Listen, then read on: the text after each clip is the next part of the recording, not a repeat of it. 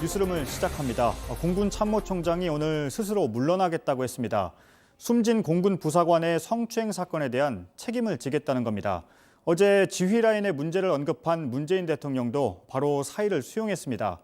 JTBC 취재 결과 지금 공군의 핵심 지휘부도 수사 대상에 오른 만큼 이번 수사에서 공군 인사는 모두 배제한 걸로 확인됐습니다. 당장 오늘부터 수사의 칼날이 앞선 공군의 부실 수사로 향했습니다. 국방부 검찰단이 공군본부의 군사경찰단을 압수수색했습니다. 먼저 김민관 기자입니다. 군 당국은 부사관 성추행 사망 사건 수사를 위해 군검찰과 군사경찰, 국방부 등이 참여하는 합동수사단을 구성했습니다. JTBC 취재 결과 합동수사단의 공군 인사는 전면 배제된 것으로 확인됐습니다. 20여 명 규모의 검찰단은 육군 소속 군검사 12명과 해군 소속 군검사 8명 등으로 꾸려졌습니다. 수사에서 공군이 완전 배제된 건 공군 수뇌부 역시 수사 대상에 오를 가능성이 있기 때문인 것으로 보입니다.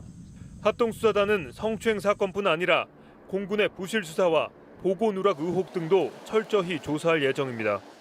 문 대통령이 이성용 공군 참모총장의 사의를 이례적으로 즉각 수용한 것도 이런 배경 때문인 것으로 전해졌습니다.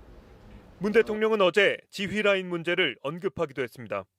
수사도 속도를 내고 있습니다.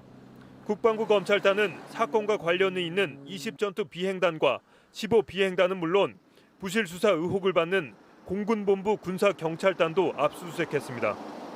특히 성추행 피해를 당할 당시 근무했던 20 비행단에는 성범죄 수사대도 투입했습니다. 성범죄 수사대에도 공군 인사는 모두 빠졌습니다.